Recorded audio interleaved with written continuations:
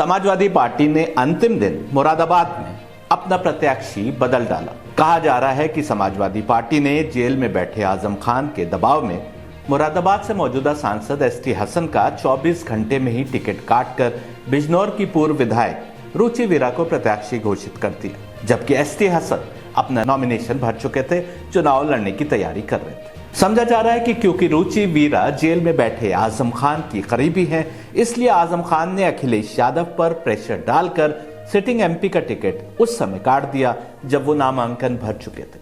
सवाल यह है कि क्या अखिलेश यादव आजम खान के सामने इतने बौने पड़ जाते हैं और क्या आजम खान का कद जेल में रहते हुए भी इतना ही बड़ा है कि कोई एमपी भी उनके सामने खड़ा नहीं हो सकता। मीडिया में यही कारण बताए जा रहे हैं। एसटी हसन का नामांकन भर चुकने के बावजूद टिकट कटने और उनके स्थान पर रुचि वीरा को टिकट मिलने के पीछे हम देखेंगे कि क्या कुछ और भी कारण हो सकते हैं।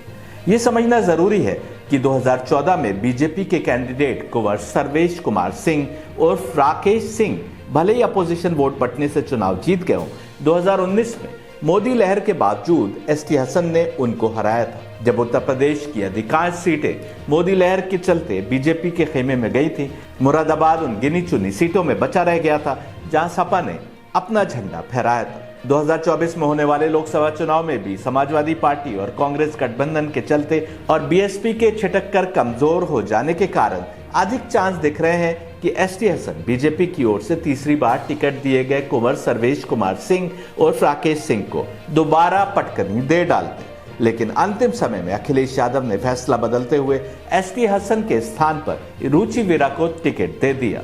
क्या हो सकते हैं इसके कारण? मुरादाबाद में रचे खेल पर विस्तार से बात करेंगे और साथ में बताएंगे मुरादाबाद कॉन्स्टिट्यूएंसी के समीकरण। लेकिन पहले अनुरोध है कि यदि रियल न्यूज इंटरनेशनल पर मेरा खास प्रोग्राम घूमता आईना देखते रहना चाहते हैं तो चैनल को सब्सक्राइब कीजिए और ये वीडियो यदि पसंद आए तो अपने मित्रों को भी भेजिए। 2008 में डीलिमिटेशन के बाद मुरादाबाद लोकसभा कॉन्स्टिट्यूएंसी 5 विधानसभा कॉन्स्टिट्यूएंसीज को मिलाकर बनी।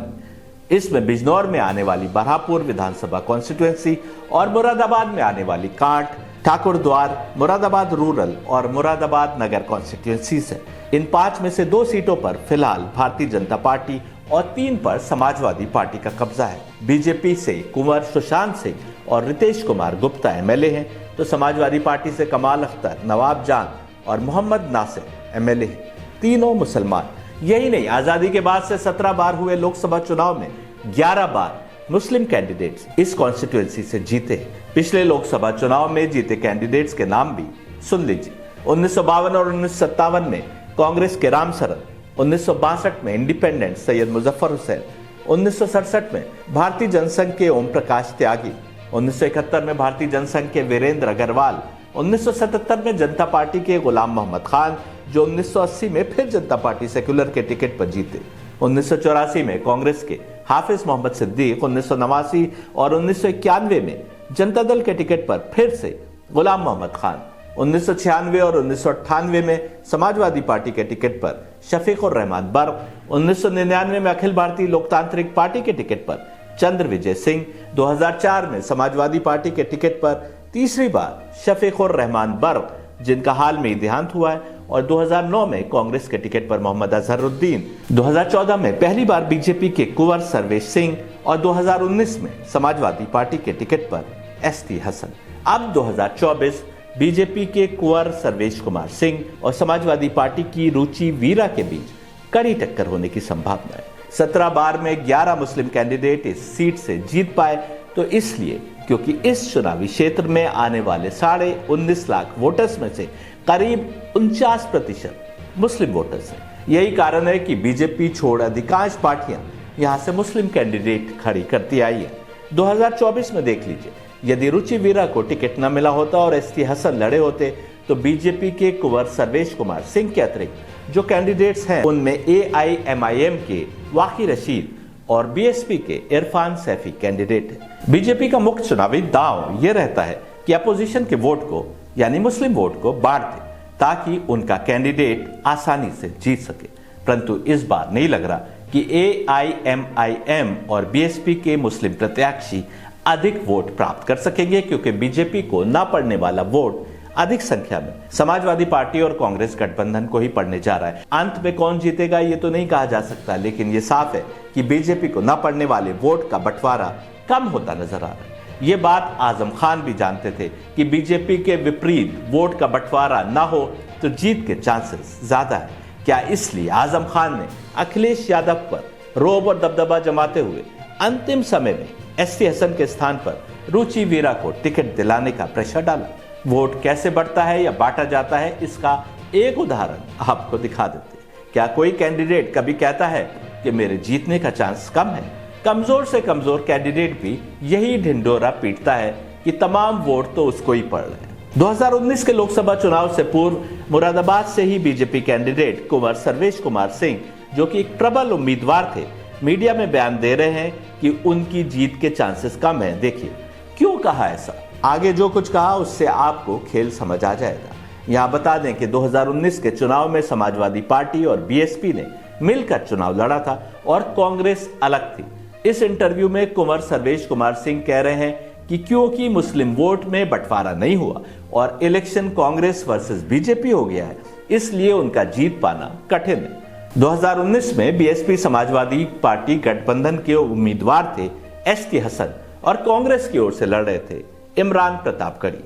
चुनाव का रिजल्ट आया तो समाजवादी पार्टी बहुजन समाज पार्टी गठबंधन के कैंडिडेट डॉक्टर एसटी हसन को मिले थे 50.65% वोट के साथ 6,49,538 वोट। दूसरे नंबर पर बीजेपी के कुंवर सर्वेश कुमार सिंह थे, जिनको मिले थे 5,51,416 वोट और तीसरे नंबर पर कांग्रेस के इमरान प्रतापगढ़ी थे, जिनको मिले थे 59,198 वोट। सवाल यह है कि जिन इमरान प्रतापगढ़ी को लेकर बीजेपी कैंडिडेट कुंवर सर्वेश कुमार सिंह मीडिया में अपना डर दिखला रहे थे कि कांग्रेस के साथ कड़ी टक्कर है, क्या उनका आकलन गलत था? अंत में इमरान प्रतापगढ़ी को 60,000 वोट भी नहीं मिल सके। ऐसा नहीं है, कुंवर सर्वेश कुमार सिंह जानते थे कि वोट नहीं कटा तो वो नहीं जीत सकते। उनका बयान वोट काटने के लिए ही था। इमरान प्रतापगढ़ी को मजबूत कैंडिडेट दिखाने में यदि वो कामयाब हो जाते और डॉक्टर एसटी हसन के करीब 1 लाख वोट जो उनको पड़ने जा रहे थे इमरान प्रतापगढ़ी को दिलवा पाते, तभी उनकी जीत मुमकिन थी। उन्होंने कोशिश तो की, लेकिन वोट डिवाइड कर पाने में कामयाब नहीं हुए, इसलिए एसटी हसन जीतकर पार्लियामेंट पहुंच गए। रोचक बात यह है कि केवल बीजेपी कैंडिडेट ही मुस्लिम वोट डिवाइड करने की जुगत नहीं लगाते। मुस्लिम खुद कभी कभी ऐसा करते हैं। यहाँ याद दिला दें 2022 का विधानसभा चुनाव, जब लखनऊ के कुछ मुस्लिम धर्मगुरुओं ने सपा की ओर मुस्लिम वोट पड़ते देख बीएसपी के कैंडिडेट के लिए बयान जारी किया था ताकि मुस्लिम वोट में बंटवारा हो सके। ऐसा क्यों किया था रब जाने। मुरादाबाद में ओवैसी और बीएसपी के मुस्लिम कैंडिडेट भी खड़े जो अपनी अपनी कैनवसिंग करके अधिक से अधिक वोट प्राप्त करने की कोशिश करेंगे, परंतु चांस कम दिखाई दे रहा है कि इन दोनों को अधिक पब्लिक सपोर्ट मिलेगा। 2019 में 5.5 लाख से अधिक वोट पाने के बावजूद कुंवर सर्वेश कुमार सिंह जीत नहीं पाए, जबकि 2014 में मात्र 4,85,224 वोट पाकर उनको जीत प्राप्त हुई थी। ऐसा इसलिए कि बीजेपी के अपोजिशन वाला वोट बढ़ गया था। समाजवादी पार्टी के डॉक्टर एसटी हसन को मिले थे 3,97,720 वोट। बीएसपी के हाजी मोहम्मद याकूब को मिले थे 1,60,945 वोट। पीईसीपी के इंजीनियर मोहम्मद इरफान को मिले थे 25,840 वोट और कांग्रेस की बेगम नूर बानो को मिले थे 19,732 वोट। जिस प्रकार तीसरे नंबर पर आए बीएसपी कैंडिडेट को 2014 में 1,60,945 वोट मिले, उसी प्रकार यदि 2019 में तीसरे नंबर पर आए कांग्रेस के इमरान प्रतापगढ़ी को 59,198 वोट की जगह 1,59,198 वोट मिल गए होते तो बीजेपी ये सीट निकाल सकती थी।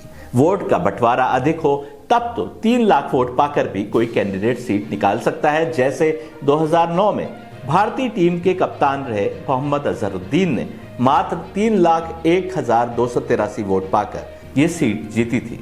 बीजेपी के कुंवर सर्वेश कुमार सिंह 2,52,176 वोट पाकर दूसरे नंबर पर रहे थे।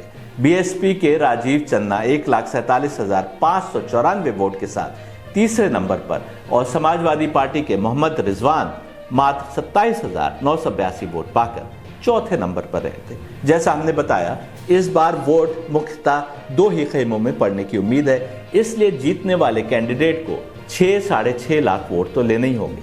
कुंवर सर्वेश कुमार सिंह चौथी बार इस सीट से किस्मत आजमा रहे। 3 बार लड़े हैं जिसमें 1 बार जीते।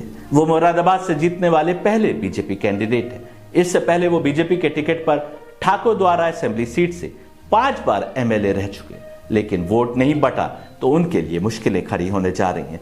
जीत गए तो नई बनने वाली सरकार में उनका मंत्री बनना निश्चित है। ये तो सबको ही दिख रहा है कि वोट न बटने की स्थिति में बीजेपी की जीत के चांसेस इस सीट से ना के बराबर है। लेकिन सवाल वही है जो हम पहले भी रख चुके, क्यों जेल में बैठे आजम खान ने जीते हुए कैंडिडेट डॉक्टर एसटी हसन को नामांकन के बाद बदलवा दिया, जैसा कि कहा जा रहा है, और उनकी जगह अपनी खास रुचि वीरा को टिकट दिलवा दिया। जो सीट पक्की दिख रही है उस पर से डॉक्टर एसटी हसन को क्यों बदला गया? गिनती के ही मुस्लिम लोकसभा में पहुंचते हैं, अपनी आबादी के अनुपात के मुकाबले में बहुत ही कम। फिर आजम खान ने ऐसा क्यों किया?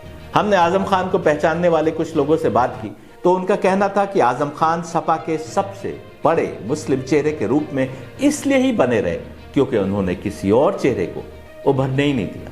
अखिलेश यादव की कोई गोद दबी है या फिर आजम खान का वो बहुत ही ज्यादा आदर करते हैं, नहीं पता, लेकिन हमें अनेक केसेस की जानकारी है कि अखिलेश यादव ने किसी मुस्लिम को कोई पद देना चाहा तो उसको आजम खान के सामने नतमस्तक होने को भेज दिया। अंत ना तो उसको वो पद मिला और न ही आजम खान ने उसकी कोई पुष्टपनाही की। डॉक्टर एसटी हसन यदि लगातार दूसरी बार मुरादाबाद की सेफ सीट से चुनाव जीत जाते तो उनका कद और रुतबा पार्टी में बढ़ जाता। यदि इंडिया गठबंधन की सरकार बनने की नौबत आती है तो उनको मंत्री पद तक मिल सकता था। जेल में बैठा शहंशाह डॉक्टर एसटी हसन को फिर से जीतते कैसे देख सकता था? वो तो अभी चुनाव लड़ने से भी मजबूर है। रियल न्यूज इंटरनेशनल पर मेरा खास प्रोग्राम घूमता आईना देखते रहिए। चैनल को सब्सक्राइब नहीं किया है तो कर लीजिए।